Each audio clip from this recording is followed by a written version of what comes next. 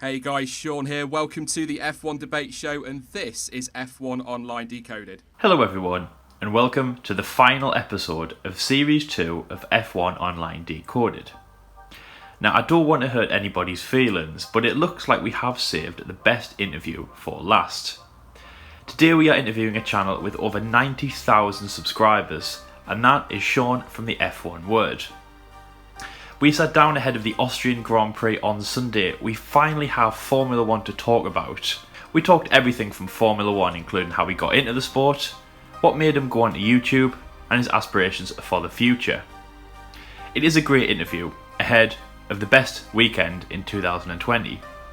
We were all so excited for the start of the season, and you can see it in this video.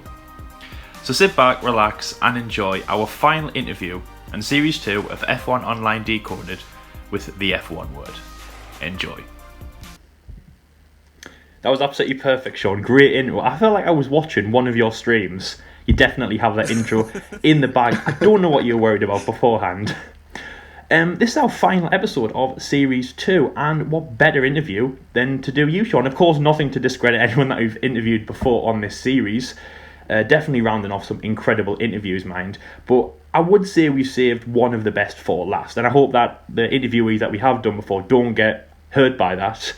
I definitely do think we have saved one of the best, one of the biggest YouTube channels as well that we have interviewed. So Sean, today, how are you doing? This episode is going to come out on Friday, which will be the practice sessions, the first day of the 2020 Formula 1 season. As we stand now, we're just a few days out, but as I say, when the video comes out, we'll be inside the weekend. So, Sean, how are you doing today? How's lockdown been? And no Formula 1, but how does it look to have Formula 1, like, on the cusp we are in the weekend?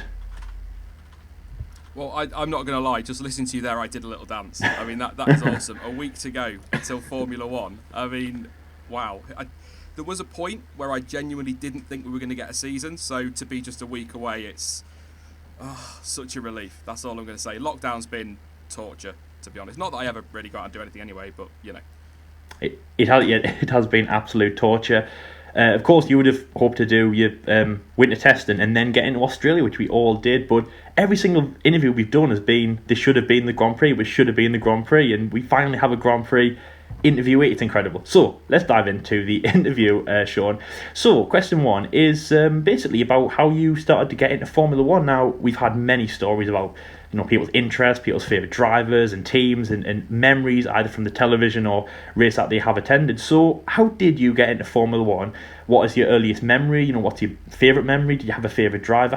What was your road into Formula 1 and indeed motorsport? What was that like for you to get into the sport? Well, it was my granddad originally back in 1992.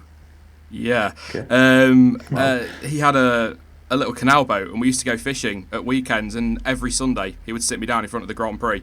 And the first one I have any recollection of is South Africa 92. I couldn't tell you what happened start to finish. I know a little bit about it. I was, 6? Jesus. I was 6 years old, so I'm not going to remember too much about it, but a little bit. So it was all my granddad, and then that's my dad's dad, and then my mum's mum, my grandma, she actually was a huge Michael Schumacher fan, which was a surprise, the only one in the family. And that kind of just, between them, they just helped build this passion for Formula 1. My granddad got me watching it, my grandma bought all the Michael Schumacher books and videos and all that kind of thing. So, yeah, grandparents. Parents not so much, weirdly. But yeah, South Africa 92. Wow. Well, yeah, great start. We've had a lot of stories about that, about people, in your family getting you into F1. So, Michael Schumacher, what did you instantly cling to him? It was your favourite driver. Did you then think, well, it's going to be my favourite driver and I'm going to follow this person through F1? So, were you a big Michael Schumacher fan? And, are you still? I don't know if you held on to that. And what kind of memories do you remember watching Michael do? Did you ever follow him into some of, his obviously that would have been his championship years. You'll have been there through Ferrari. So what were your favourite Michael moments, if any? Oh, I mean, in terms of a Michael Schumacher fan, if you take a member of the Orange Army now, that's how I was with Michael Schumacher. So if we'd have had social media back then, I would have been trolling YouTubers. I'd have been giving them nothing but grief because he could do no wrong, and that was that. But I think in terms of memories, the one that always sticks for me is probably Japan '98. Weirdly, I stayed up. I mean, all night at that age, that was, but all night to watch the Grand Prix and this big dream that I'm going to get to see him take his third world title, and he's going to take down the evil Mika Hakkinen, who was just pure evil when I was a kid. I hated that guy when I was a kid. I have no idea why, apart from my bias, of course. But yeah, watching him and then it just all falling apart, the stalling on the grid all the way up to the puncture, and literally, sad I know, being in tears because he'd not done it, and then been like, oh, it's all right, 99's his year, and then he breaks his legs. And then in 2000 he finally gets there and does it. And I think it is, that big memory for me was that painful time as a Schumacher fan, just desperately waiting for the best guy on the grid to win the World Championship, and we had to endure Damon Hill and Jacques Villeneuve doing it in between, which was... yeah, interesting. Yeah. And what did you make of his comeback? I mean, of course, you'd have been a lot older then, a lot more kind of ensconced into Formula One. Of course, he came out with Mercedes in 2010. What did you think of that? And were you still following Schumacher like you were, obviously, in those Ferrari days? No.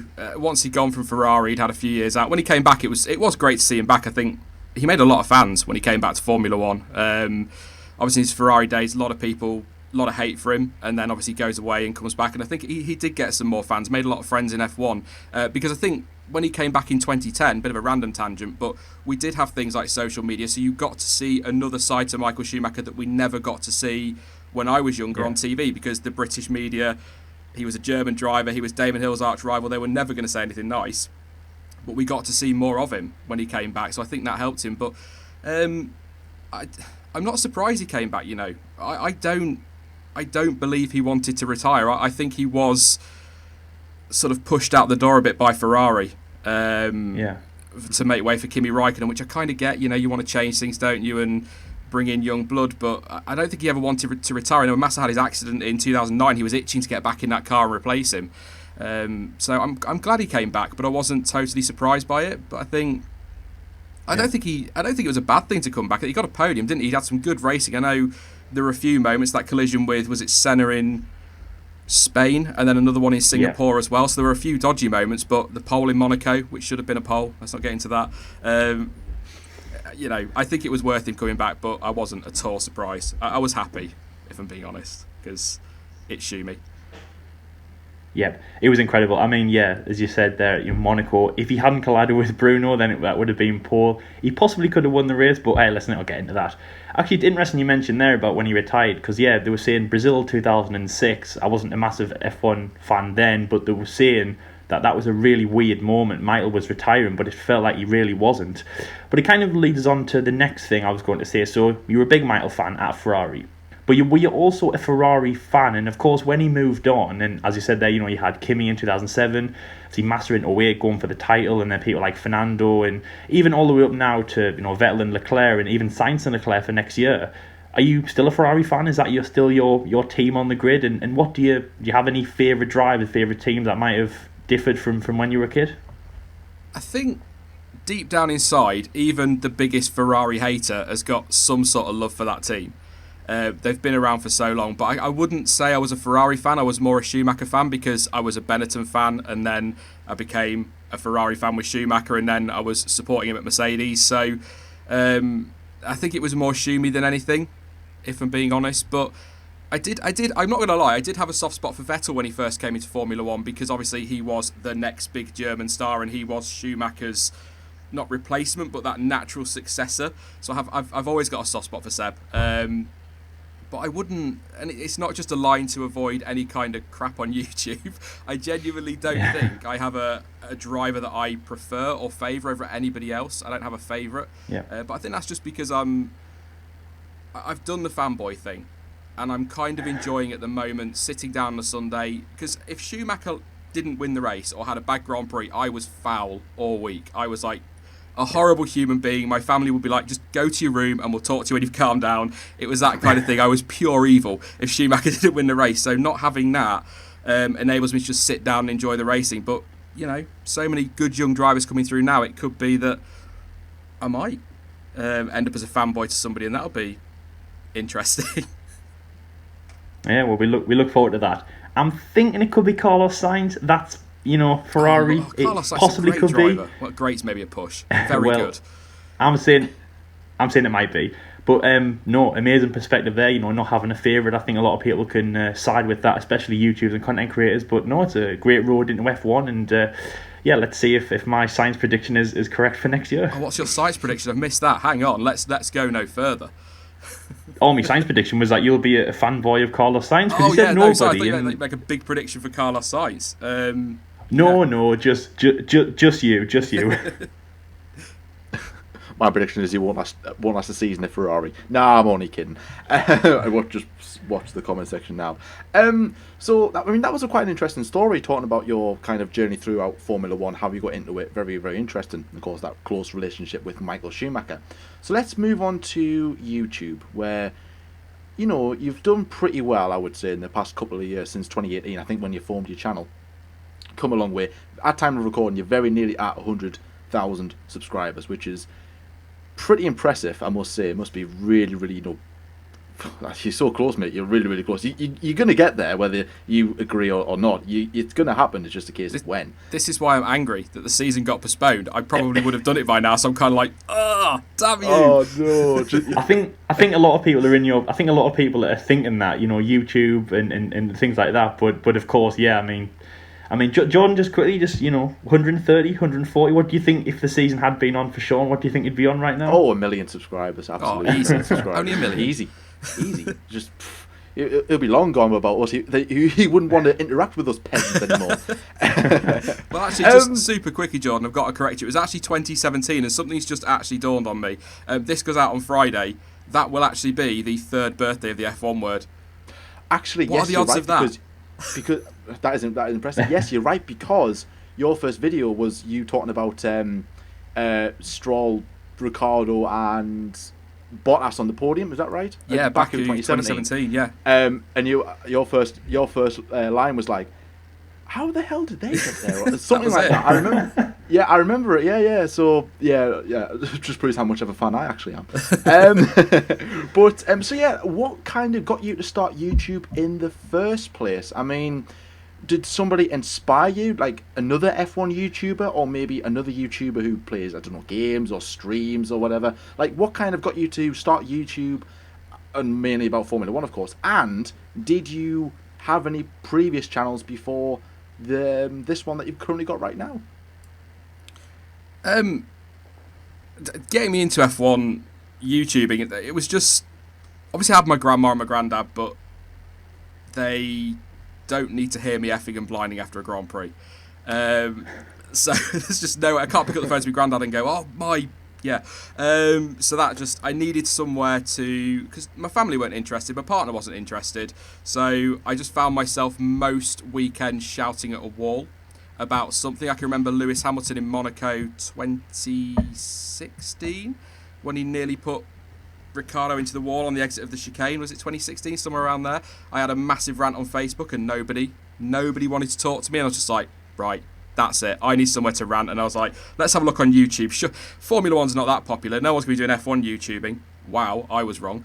And the first channel I came across was Alex Afro, and he's someone that I've watched ever since. So I kind of took a little bit of encouragement that there were people out there doing F1 YouTube, and that's just kind of, it was just somewhere for me to vent, to just get some stuff off my chest regarding F1. And if somebody wanted to watch, great. If they didn't, then it doesn't matter. It's not making a difference. But it was actually a YouTube channel before I turned it into the F1 word, but not really.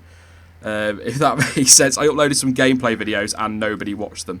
And then I just was like, well, I'll just turn this one into the F1 word. Really wish, with the benefit of hindsight, that I'd created a brand new everything, because I know that my channel says something like created 2015 or 16. It's like, no, it wasn't at all. But I wish I started that again, but it doesn't matter, does it really? It's all worked out in the end. That's just, honestly, just somewhere to shout and lose my mind is how it all started. And I got quite lucky as well, because we got a great race in Baku, and then we had the Halo was confirmed, which was a great thing to rant about, and then we had track limits in Austin, and it all kind of went from there. It all kind of like just snowballed together, almost like you started at the right time, essentially. But no, your channel has done really, really well.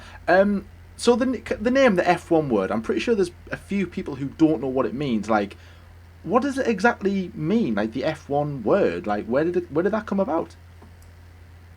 It comes from my need to rant. When I go off on one, I won't swear on your channel, don't worry. I would be effing this and effing that, and I could just hear my mum being like, oh, he's always up there with that bloody F word and all of this, and then I'm sort of like, oh. And so I sat down, because really random story, we moved, you know those posts you see on Facebook that are like, if you could live in this cabin in the woods for a year with very little electricity and no internet, would you do it? We basically did that. So we had some proper time to sit down and just think about what we wanted to do, and I was like, I don't want to just keep doing the same old thing all the time. I want to do something different. So I thought about what I needed, which was somewhere to rant, came up with the idea of a YouTube channel, and then just was like, what do I call it? And I sat there all day. I was like, what can I do that links that to me? And in the end, I was just like, my mum was always on about the F word, and then I was like, this penny just dropped. And I was like, oh, the F1 word. Hang on a minute, check YouTube, nobody's doing that. And that's exactly where it came from. And obviously now it's gone on to mean a bit more, I think, but that's how it all started. Wow, very swearing interesting story. And ranting. Yeah. I'm a nice person, honest. I know all you've always spoken about is swearing, angry, and just ranting, yeah. But no, Sean is a lovely person. I actually have met Sean in person. He's very, very nice. I'll send you that. I'll send you that £10 on PayPal after we've done recording, Sean. I thought we'd agreed 12, but okay. 12. Yeah. Oh, sorry, 12. All right, 11.50. No, oh, go on, because it's you. You can keep that and buy yourself a Coke. I've got no idea what's going on here. I haven't missed that one bit. No, I have. The infamous Coke. So when do you think, like, roughly when did you kind of decide to, your channel, you're posting videos, you're posting, rants and your opinions and stuff like that. At what point did you think that, oh, this is just a hobby, like this is just me just posting videos up there? At what point did you look at it and go, hang on a minute, this is looking like I could do a living from this, I could do a career from this or whatever, I could do YouTube as a living? Like at what stage and what kind of process did you go through from putting up videos just as a rant to like an actual job that you could do in real life? I took a very stupid gamble on it. I remember it very well. 19th of December 2017. The channel was, what's that? June, July, August, about 5 or 6 months old. I think about 5k subs, and I was making a little bit of money from it. Nothing amazing. It was nice to top up like a full-time wage with it. And it just felt like it was going somewhere. And I just got up one day to go to work, and I would never recommend this to anybody. And I was just like, I ain't doing this anymore, and I quit my job and went for it full time. Wow. Total gamble. Wow. Didn't sleep for about 4 weeks, just crapping myself every time a bill came in. But I think by going full time with it, it was already doing really well. So being able to do, instead of 1 or 2 videos a week, being able to do 4, 5, 6 videos and cover breaking news when it came out, it just helped the channel grow really, really nicely. And I think it was making a full-time living, I think it was March 2018. So yeah, just before 20k, it ticked over to earning more than I was in my other job, and now it's insane. I do not, anybody listening, do not quit your job, don't quit school or anything like that for this. It was a stupid gamble, and if I had my time again, I probably wouldn't do it again, because it's probably not worth your health or your sanity. Yeah, that's right. Listen to Sean. That's some sound advice. Stick at school. Don't quit your job to go and do YouTube, even if you've got like a decent amount of subscribers.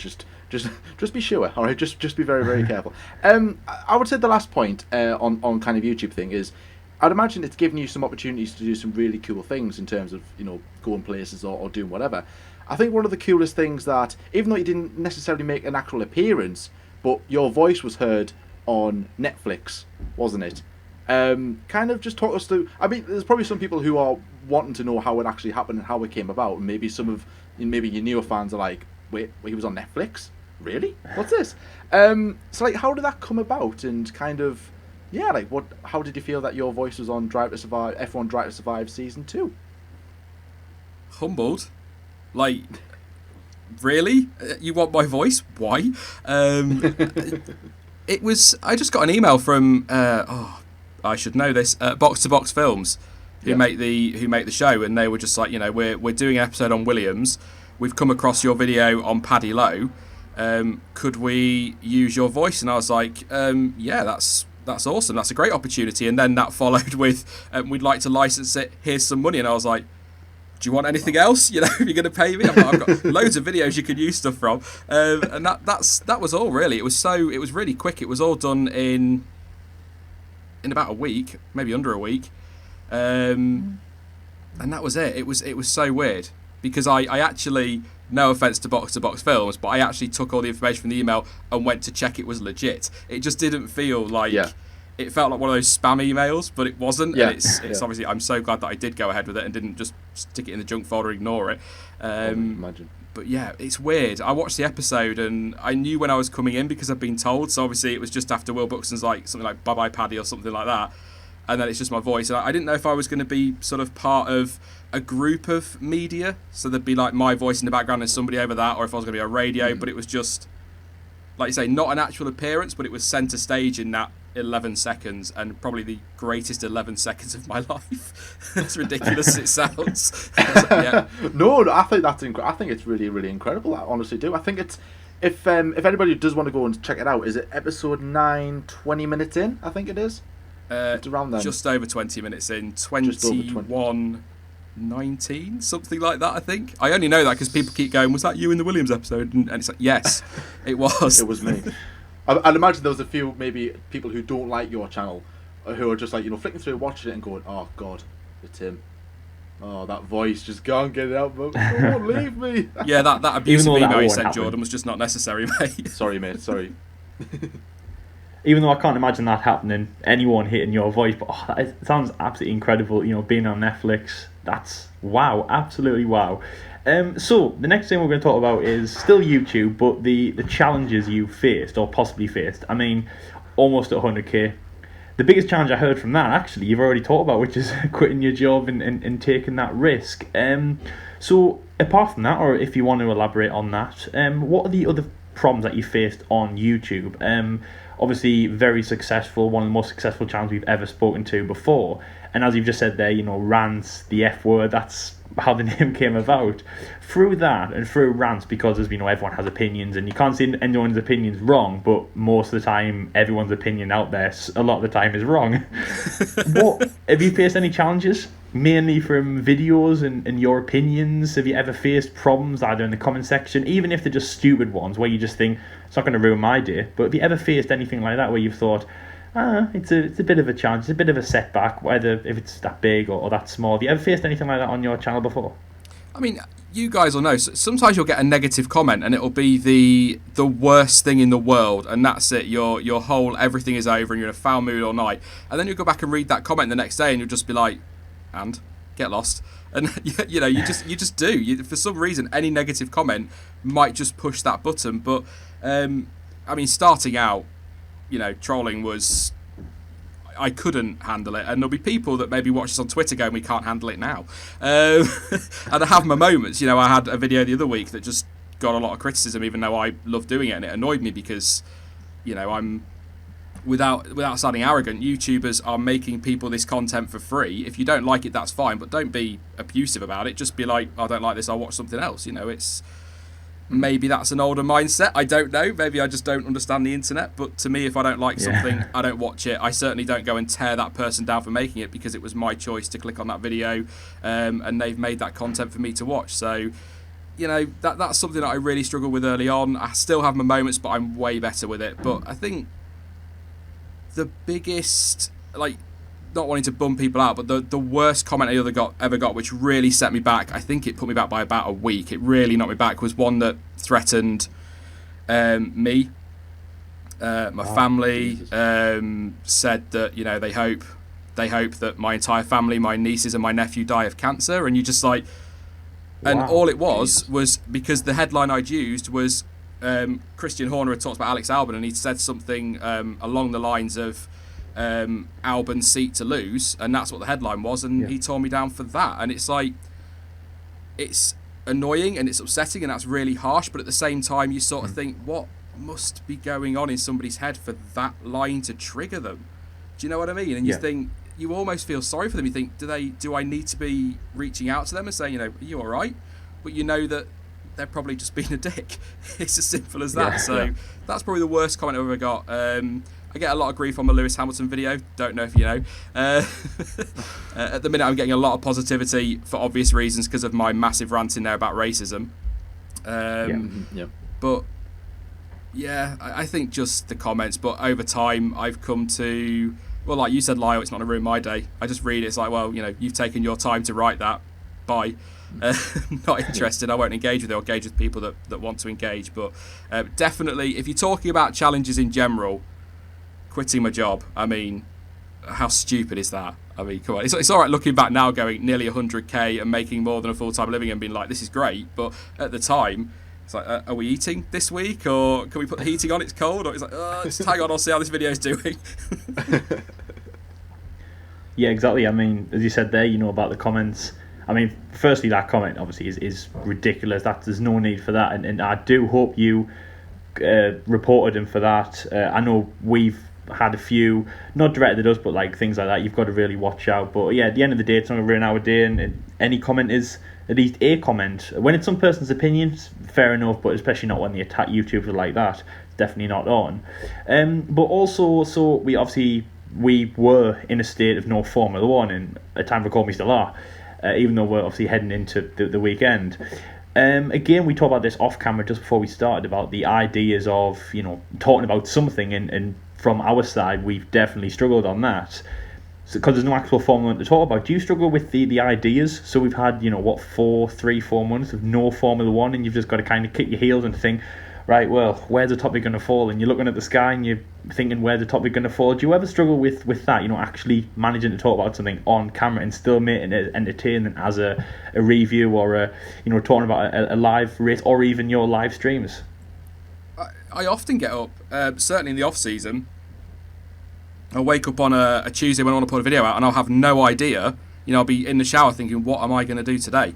The off season's really hard for content, but I think as I was saying to you guys pre-recording, that actually we've had quite a lot of stuff to talk about. You had certain things I missed out, which I'll mention now for anybody. The Ferrari engine debacle, let's call it that. The virtual racing. You've also had Sebastian Vettel just blowing up the driver market, and then all the rule changes, and that's helped massively. But ideas wise, I'm always struggling, and that's why sometimes you might see a week where there's like 3 news roundups. If you see that, it's generally because either something's gone horribly wrong at home, or I literally have no flipping idea what to do this week. But when the season starts, and I'm sure you guys will be the same, a driver will say something dumb or do something dumb, or there'll be an amazing moment in a race, and all of a sudden you've got a week's load of content, and it's all fine. But I always struggle for ideas. I don't know about you guys, but it's something that that's why there's so many news roundups at the moment. It's just like, quick find 5 stories, that'll do. I need to do something. No, definitely. We struggle for sure. I know that obviously some things can be challenging, but as I say, heading into Austria now, so it should be on the up, but there's definitely some things to worry about. And can't stress enough, guys, don't quit your job. Don't quit your job. Sean's stupid. Don't listen to him. I mean, to be honest, it's just last minute. Still a challenge, but to be honest, it's like anything. If you believe in something, then do it. It's not like you quit your job because, I mean, as well, you said that you couldn't be asked to do it anymore, but it's not like you quit it to do something random that you had no faith in. You quit you quit your job to pursue YouTube, so at least you had something there. And obviously in life, if you look at people like Lewis Hamilton, they'll only tell you that you have to take risks now and then. But yeah, so I mean, I wouldn't say quit your job, but it sounded like a good challenge. I would say a good challenge when you did it then. Yeah, really good challenge. Terrifying, but a good challenge. It was a good challenge. It's not what my mum said when I told her, but anyway. I know. I'd imagine there would have been a few. Sean, what? Really? There are a few F words in that. Oh, I bet. But hey, you proved the doubters wrong, didn't you? Yes. Yes. So moving away from YouTube and moving away from Formula One for a bit. What do you do when the camera isn't rolling, or when you're not planning videos? When you've got a bit of time to sit back, relax. What do you like getting up to in your spare time? Do you follow any other sport? Do you watch any kind of series or films, or do you do any other activities? Like, what do you get up to when you're not doing YouTube and not watching Formula One? Think about Formula One.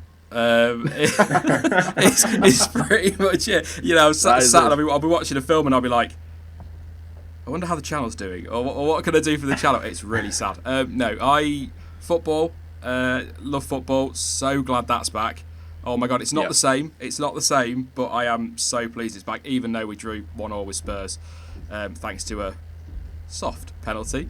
But yeah, I think football is what I'll be watching if I'm not watching F1. Quite like just sitting and ploughing through Netflix. Sometimes watching a few series. I've started watching that. I think you recommended it, actually, Jordan. That You on Netflix. Yes. It's like creepy. It is. I started watching that. Just finished binging through 13 Reasons Why. But if I'm not doing that, it's Fallout on the old Xbox. Yeah. Constantly Fallout. If you follow me on Xbox, or whatever it is on there, if you click on my profile, 9 times out of 10 it will say it's playing Fallout 76, and I'm just walking around shooting bugs and baddies and imagining they're people I don't like, and it's heaven. It's absolute heaven. But yeah, just not a huge amount. Obviously, spend time with family and keep in touch with friends and that. But as I'm sure you can appreciate, when you're self-employed and you're running a channel and you've got, I mean, at the minute I can't say any more than this, but at the minute it is just insanely busy for me. So it is taking up, most of my time, and not just in making content. I think people don't realise that, first thing I do when I wake up is check social media. The last thing I do before I go to sleep is check social media. I'm checking channel stats constantly. I'm emailing them. So it takes a lot of my time, but when I can get away and I can get on FIFA or Fallout or watch football, I'm doing it. I think I watched all games and I watched the Leeds game on Sunday. So that's literally all I did on Sunday, was just watch football from mid-morning all the way through till about 9 o'clock at night. I mean, that's just sad. But yeah. But there's nothing more to do, is there? I mean, to be fair, I would happily do that. I mean, good game for us on Sunday, 3-0 against Sheffield United. Definitely. Played well, very well. I know Sheffield United were a bit crap at the back, weirdly, but yeah. I mean, impressed. Come on, Joe Linton scored. I mean, fainted. I couldn't get over it. Until Man City put that score up against Burnley, we were the best team out of the the returning team. We were the team to watch until they put that result. I think Southampton were as well, because I think Southampton beat Norwich 3-0 as well. I think they did as well. But I mean, still 3-0 for us. It was 25 goals we scored before that. I mean, I'd happily take it. Before we start ranting about Newcastle and other kind of football, because we will be here for quite a long time if we do. It's actually interesting, just quickly, it's interesting actually to talk to someone who at least likes football, Sean, because, I remember a few people that we talked to haven't, and you're just sitting here and you're going, talk about football, we want to talk about football. It's the only other thing we can talk about, me and Lyle. Yeah. The football debate show coming your way soon. Yes. Yeah. We should set that up. Nobody wants that, trust me. Two Geordie lads ranting about football, biased Newcastle, dismantling Sunderland, and yeah. We've already talked about Arsenal with Mike from F1 Fanatics, who we interviewed on the first interview. So you're a Man United fan, aren't you, Sean? Just go back. I was just going to say, why would you talk about Arsenal? What is there a point? I mean, Yes, because Mike is an Arsenal fan. Don't get me started on why. Oh, brilliant! And don't get me started on does he still want to be. So, who's your favourite player? Just one last question about football. Who's your favourite player for Man U? What, right now or all time? Or right now. Why did I ask right now? I don't know. I should have said all time. I mean, it's very hard not to love Marcus Rashford right now. Obviously, what he did was incredible. But I've got a soft spot for Scott McTominay, McSauce. I know he's not epic, and he's just signed the deal and he's getting some stick. But I like him. I like anybody really that comes through the academy, because that's the Man United way. Even though doing it the Man United way will probably mean we'll never win anything again. But the class of all '92 time, won't you're just about to happen. say that? It was a freak thing. It won't happen again. But you can't drill that into people's heads. Yeah. No, I'm just stop, just Sean. about to say that just about you say all time there. Just about to say that. Who were you going to say then? Growing up without a shadow of a doubt, and I think people are probably like, oh, it's to be David Beckham. It's not. It's Paul Scholes. I can't not that the things that guy could do with a football, just incredible. Phenomenal player, massively underrated. Didn't get the chance he deserved with England. So growing up, it was Scholes and obviously Ollie Solskjaer as well, all the way. So football. I like this. This is nice. This is good. Probably the last thing on football. I like this. Last thing as well on like free time, you became known as well for like you're basically a pro streamer. Well, we're a pro streamer. Where's marbles? I mean, come on, Sean. I've been doing nothing with my Friday nights. Just marbles. Caller has disconnected. I don't know. Is the truth. I had a few properly busy weeks. So I couldn't stream for a couple of weeks, and then it kind of became 2 became 3, and 3 became 5, and all of a sudden you think, is it worth it anymore? And people have maybe lost a bit of interest because I've not been consistent with it. Because the whole Twitch thing for me was just something to do on a Friday night, to just chat to people in the community and people that are subbed and follow me on social media and want to come over and just chill out for a bit and play some brilliant marbles. That's possibly the best game ever made. It is. That was all it ever was. And when the season started, it probably would have disappeared anyway. But I'd like to have kept going, but I don't want to go too personal. But things happened, and some might have seen on social media, so that kind of all took over. And but maybe I was going to say during the summer break there won't be one, will there? And I was going to say just before Christmas, but I think the season finishes like Christmas Eve or something like that. So something like that. Maybe next winter, maybe January or something. I don't know. Oh, January. I mean, to be fair, I'm the same with in terms of inconsistency with streaming, because I haven't streamed in a while. I've always said, I'm going to stream this. I'm going to stream on this day, and I don't, because literally, like, the season is coming up. We're trying to prep things for the channel, getting stuff ready, and it just becomes like an afterthought, and then you go, I haven't streamed. It doesn't matter. I'll do it another day, and another day never comes. It really doesn't. So next up we have fan questions, which is one of our favourite things to do on these interviews. And you're a very popular guy on Twitter. A lot of people sending in questions. We whittled them down to 4 questions to each from me and John. So we're going to start with the first one, which comes in from Kirill. Very active on our page, obviously yours as well. So it's good to see. It's not just us in the panel. So he says, "What are your favourite memories from your testing streams?" And then he adds on, they were a ton of fun. So these testing streams that you do back in February, and obviously you did one as well with the other man on our channel. Hello. Yes, what are your favourite memories of that? And don't say with him. Or maybe you can do if you want to promote our channel. But what are your favourite memories of your testing streams? That £12 will go up to 20 quid if you say it with me, Sean. Sweet, Jordan, all the way. No, actually, that afternoon with you and Mike was just like this. We just sat down and bantered for 3.5 hours. It was actually quite a lot. It wasn't quite a lot of fun. It was a lot of fun. Everybody was brilliant this year. I think got a great mix. I think Aldas was on a couple. Obviously, Stewart's the Bear of Chain was there for quite a few. We had Dan the only Grosjean fan on, and there was a lot of good stuff this year. Obviously had the guys from I always get this wrong, the Backmarkers F1 show.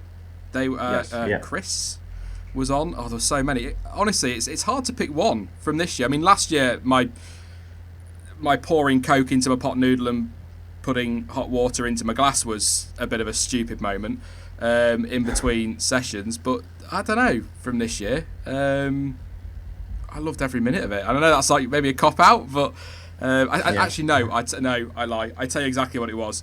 The moment we saw Das, the whole stream just went. Yes. You what, mate? I think Stuart was on, and we were sat there trying to decode what the hell was going on. We were like, is that steering wheel loose? Is that a safety issue? What's going on? And then he's pushing it back and he's pulling it out, and it's like, oh my god, what have they found now? So probably that, and then obviously that's all we talked about for a week. I mean, the testing streams are pretty fun. I think that's how I came across your channel in the first place, anyway. So speaking of the testing streams, someone who actually has appeared on your streams before, a regular on your channel, Johnny from Johnny's Corner. Who's that? Johnny? Yeah, Johnny. Johnny. Johnny. No, sorry, doesn't ring a bell. Oh, does it not? Oh, we love you really, John, too. No. There's one dislike. He says choose between these. He says flat 12, V12, V10, V8, V6 hybrid. I think it was Jonty who said, because I would always, if this came up, I'd be like, oh, we need a V12 because power. And I think it was Jonty that said no, the V12s sound awful compared to the V10s. I might be wrong. And I actually went off and listened to them, and he's right, as he often is. Yeah. Don't know how he's always right, but he is. But I'd probably say V10 if we're talking about the noise and just that memory of growing up, the nostalgia of it, and F1 is supposed to be about speed, but it is also supposed to be the pinnacle of technology. So actually, the noise isn't amazing, but the technology involved in a V6 turbo hybrid is phenomenal. So I can't not appreciate that. But if I was building an F1 car, it's got a V10 in the back. It's as simple as that. Good choice. Yeah. Awesome, yeah, definitely. I was going to say, I don't actually understand why the V12s aren't louder than the V10s. To be honest, I was watching, clips of old Senna and that, and they sound like the V6s. I'm not even joking, just like a very flat kind of noise. But just one thing I wanted to add on, and not just for this interview, but just for anyone, about the engines. We've been to races in the V8 era and the V6 era, and if you go to a race in the V6 era, so no earplugs are allowed. And it's actually quite you can listen to that noise probably all race long and have no ringing in your ears like you did in the olden races, just to kind of put that out there. It's not. I imagine with it's not quiet though, is it? People are like, oh, they're quiet. It's like, really? They're still loud. I mean, they're not anything like a V8 or a V10, but they're not exactly. It's not like 20 Priuses. Do you know what I mean? It's loud. Yeah, no, loud. It's loud, but it's bearable. What am I looking for? It's a comfortable loud. It's a comfortable loud. I mean, when we went to Monza, like again, we always reference Monza, but obviously it's a good thing to talk about because we seen the 2-seater car go past the old V10, and how loud was that? That was only one car. If that happened if you went to watch a race of that, 20, 22, 24, 26 V10s, that would be an absolute killer for your ears. Anyway, so moving on to the third question, it comes in from Daniel Philpott, and he says, I know you'll love this question, Sean. He says, why do you rate Stoffel Van Dorn instead of Roman Grosjean? Van Dorn's Clash and Grosjean's... No, I got it wrong. I had a line ready for that one because I saw it. Damn it! I was just going to say Van Dorn's class and Grosjean's trash. Oh. Let's bleep this out. Ready? Bleep. That was clever. I'm not sure why. Just elaborate on why you would love that question. I mean, I didn't really understand it too much. Are you a Stoffel fan or are you against Grosjean? Like, what's happening there? Well, I'm not. I was never against Grosjean. I always liked Grosjean, and then I found out that Dan was a Grosjean fan, and I was like, banter alert. And that was you can't have that. You can't have the same. You can't have same fans. No, it doesn't work like that. But Stoffel, it started. I watched a lot of his a bit like Charles Leclerc. Actually, I watched pretty much most of his junior career. So anybody with a brain and a pair of eyes, comment section, can see that Van Dorn, and not my comment section, can see that Van Dorn. Sean, thanks for doing that. He's got raw talent. He's got raw pace. You only have to look at what he did in his junior careers, and not just in GP2. He won basically everything, and I know that there were some fields he was up against that were quite weak, but he still won everything. And he got into Formula One, and I kept saying, something's not right at McLaren. There's no way, he's up against one of the best drivers in the world. Oh, that took a lot of saying. In Fernando Alonso, and so he's not. He probably was always going to get beaten, but something wasn't right at McLaren. I've since learned from people that I've spoken to that he was getting all the penalties. He was basically, the the driver that they tried everything out on. Do you know what I mean? And he was the one that got all the penalties. Yeah. I think, was there a race where he got like a 3 million place penalty or something stupid like that? And that's Something kind of what ridiculous, Van Dorn was. I don't So remember- when people were like he's crap, I was always like, no, he's not. And I actually really rate him. And then I kept saying that in video after video. And in the end, it became the F1 word, highly rates Van Dorn. And then I became a fanboy. And I was like, do you know what? I'm not even going to kick back on this. I'm going to embrace it. I'm not going to dig my heels in. I'm going to embrace it. And I am just going to be the ultimate Stoffel fanboy, and I am just going to be massively biased. So anytime there's a seat available somewhere, I've done it today on Twitter, there's a gif of him that goes with it, and that's it really. But he's a better driver than he's given credit for. But yeah, that's the social media, Lyle. It's the short answer to that one. People just kept at me, and I was like, well, screw it then, I will. You're trying to push buttons. Stick with that. Awesome. So you're a Stoffel fan. So we'll Grosjean Army for Dan and Stoffel fan for you. That'll do. Oh, he loves stuff. He does love stuff, Van Dorn. He really does. So the last question in from the fan questions comes in from S. Muro. I think that's how you pronounce his name. I could be wrong with that. A really good one as well. And he says, "What is your one bold prediction ahead of the new season?" Oh, I wish I'd read this one before I came on.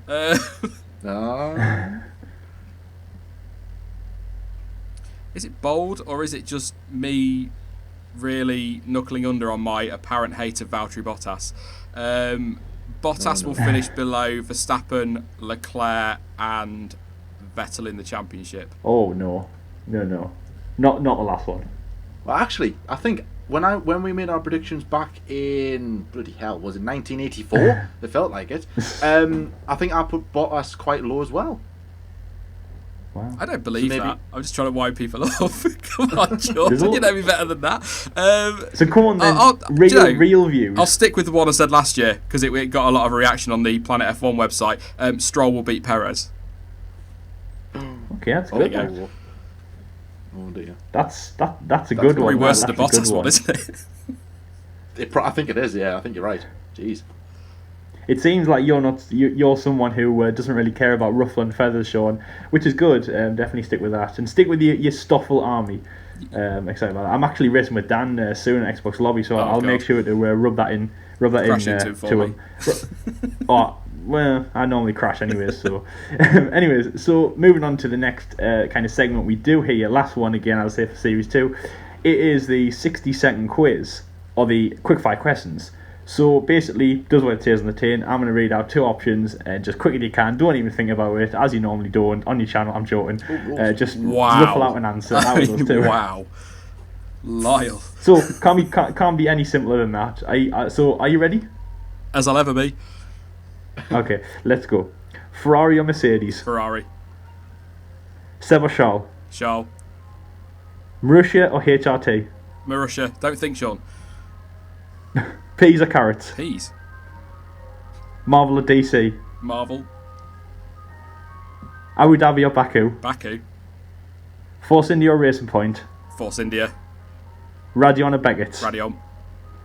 Sky or Channel 4? Sky. Pennywise or Shrek? What? Who? Pennywise or Shrek? Oh, Shrek. You know, the clown guy. I'm with you now, yeah. I was like, what?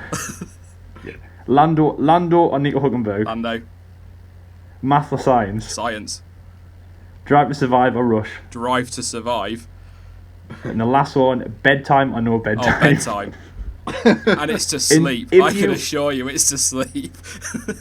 And if anyone watching or listening was interested in thinking, why did I include peas and carrots and bedtime or no bedtime, it's because you've had the recycled questions of Kai Vicini, who we interviewed before, who was 12. So that's why you got peas or carrots. Very professional from the F1 debate show. I've actually got a quick fire question that I didn't know if I was gonna be doing them, but I've got one. So can I have a quick fire question as well? No. Yeah, of course. Go ahead. Heads or tails? Tails. Tails is right. Sorry, Was that it? That was possibly the most riveting moment of my life. Stoffel or Roman? No, I'm joking. We're not doing that. Right. So, I mean, yeah, I thought you did pretty well there. I mean, not as bad as what you first thought as well. I bet you were like, this could go really bad, but no, it went really well. I was surprised Ferrari came out of my mouth at the Ferrari-Mercedes question. I'm surprised you said Charles over Seb after you were saying that you had a soft spot for Seb. Yeah, but Charles funny. Wow. I mean, not that Seb isn't funny, but you know, Charles. The comment section's bad enough. Now you just made it worse. You're just putting fuel to the fuel. Do you know what? Anybody who dresses as a banana live on stream is a winner with me. I see a Charles Leclerc fanboy. I see a Charles Leclerc fanboy possibly being made. No fanboy? Yeah, whatever. He's not a fanboy. I see a Charles coming around. So moving on to the next bit, which is the F1 Dream Team. Now, what we do is that we get our guests to pretty much just say the F1 Dream Team. So what we're looking from you, Sean, is 2 F1 drivers, past or present. It can be anyone you want. We want a car, any car that's competed in the world of Formula 1. We are looking for a team principal, again, anyone that's been in Formula 1, and a team name as well, a team name, that's something that you would call your very own dream team Formula 1 team. So let's start with the 2 drivers. Which drivers are you going to be picking for your F1 dream team?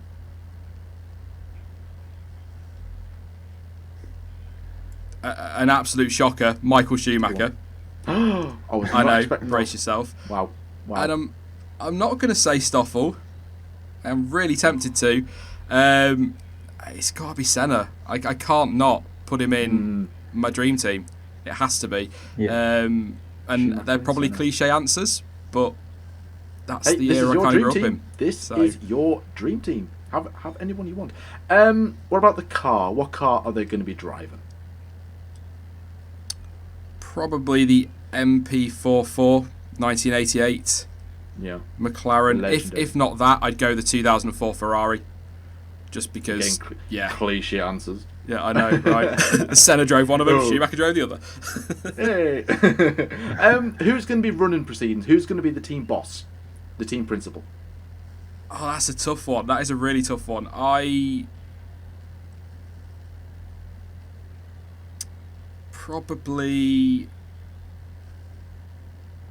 be tempted to say Christian Horner. Oh, right. I thought you were going to say Ross Brawn. I know, if you're talking like designers and engineers, if we go that deep, then them names come in. But as like somebody to really run that team as a team principal, I'd go Christian Horner. Good one. And what is your team going to be called? With your brilliant lineup of Schumacher and Senna, they're driving the MP44 or their Ferrari F2004, whichever one you decide. And of course, Total Wolf is team principal. Christian Horner. Christian Horner. Toto Wolf's a very good shout. I'm just putting words in your mouth. What's the team going to be called? Sean Racing. No. I'd be one of those that went to get a name from the archive. I'd probably say Lotus or Brabham. I think Brabham. We've had too many Lotuses. I don't know which Lotus is which anymore. I'll go Brabham. I'd bring back a classic name because that's who I am, and I wouldn't go Jordan because number one, it would remind me of you. Oh wow! Jeez. Secondly, Racing Point. They're basically the same thing, aren't they? Just with a different name and a lot of money now. But I'd go Brabham. Good team, very good team. Sounds good. Yeah, awesome. Also, as well, of course, we asked many people the team name, but I'm very interested to see after F1 2020, the game comes out in a few days' time, what actually, I don't know if you can call your team something, but of course you've designed your own team, what people will actually call it. So, if you're listening to it after the games that come out, the video game that is, just leave in the comment section below what your team's actually called. So the last thing we're going to do, and again, we haven't done this before, but we've always kind of asked for their input. And it is great, and obviously Sean, most successful YouTuber that we've interviewed, you'll have some kind of inspiration for people in this area. And basically that is just to say one piece of advice for anyone who wants to start a YouTube channel or might have a YouTube channel that's very small and wants to take off like you. So obviously people might be listening in that situation. So when they would actually listen to you. So if you had one piece of advice, what would it be? Don't quit your job.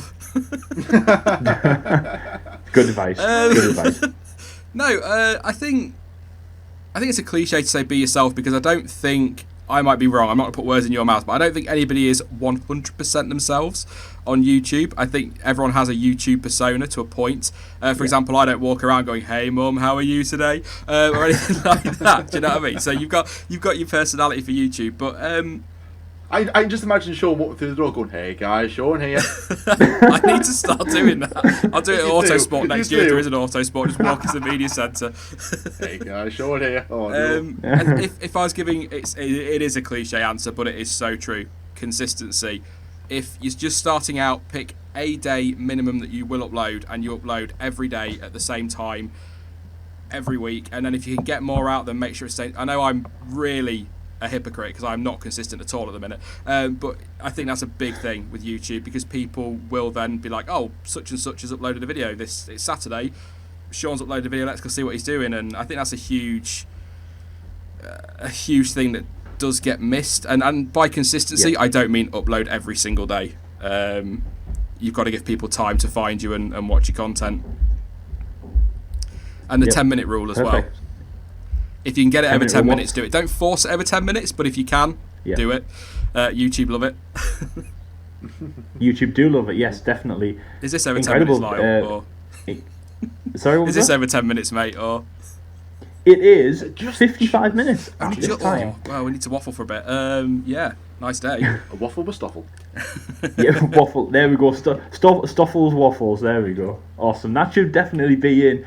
The new edition of 2 next year should have Stoffel waffles in, just like they had Gerhardt's Burgers, which was probably the best quiff ever in that series. Are we all following the same thing? Toon Series 1? Oh, it's incredible. Anyway, no, it is over 10 minutes, Sean. Thank you very much, of course, for being on this interview. Great advice there just at the end. And this is where we're going to end the interview. This is the end of Series 2. Hopefully you guys listening have enjoyed every single interview we've done. All the way back, as I say, starting with Mike in what should have been Australia, all the way ending in Sean, what should have been the Austrian Grand Prix. But guess what is the Austrian Grand Prix? It's just not in the middle of the season. It's the start of a very quirky, behind closed doors F1 2020 season. The last thing we normally say to collaborations and interviews, we say, guys, if you haven't already, go and check out their channel. But I'm not going to say that this time, because Sean has almost 100,000 views, 100,000 subscribers, sorry, and if you haven't seen the F1 word already, I mean, chances are you will have, and there's more chance of you watching that channel than you have ours. But of course, I will say that just for the bands, go and check out his channel if you haven't already, guys. But I assume you have. Incredible content, Sean. Obviously, good luck for F1 for the 2020 season. Of course, can't wait to see what your content will be that year. It will help all of us, and of course you. Hopefully, you get to that goal, that achievement of 100k very, very, very soon. We give you all the best. We hope that you do very soon as well. Obviously, thank you very much for being on the interview, as I've just said there. Any final words? We've said this many times. Don't feel obligated to say anything. But do you have any final words for anyone that might be listening, heading into Austria, and obviously after your interview today? Well, first thing, I'll flip this around on you guys, and what I'll say is, if you're a follower of the F1 word and you're not subscribed to the F1 debate show, you should be. You're not me, and I'm so kissing arse now, aren't I?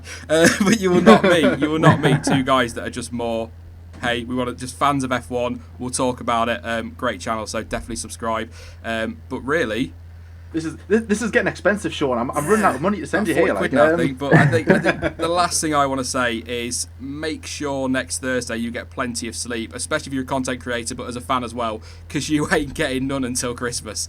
F1 is back, and it is going to be wall-to-wall racing for the next 6 or 7 months. So, and I'm fine with that. Absolutely fine with that. Yep. Awesome. Well, thank you very much, Sean, for that mention of our channel there. Obviously, I mean, as this interview comes, as we're recording it, it's a week before, but obviously as this interview is coming out, it will be on the weekend of the Austrian Grand Prix. It will be incredible. It will be great to see, and we just cannot wait. Thank you very much for listening, everyone. Obviously, this is the end of the season, so thank you very much. If you have been here from the start, then you deserve a medal and a half. We hope you enjoyed this interview with Sean from the F1 word. If you are new to our channel, please like and subscribe, and again, stick with us through our 2020 season. We have some great content, or hopefully great, we think it's great, content coming your way. Thank you very much for listening today, and until next time, we'll see you later. See you later, guys.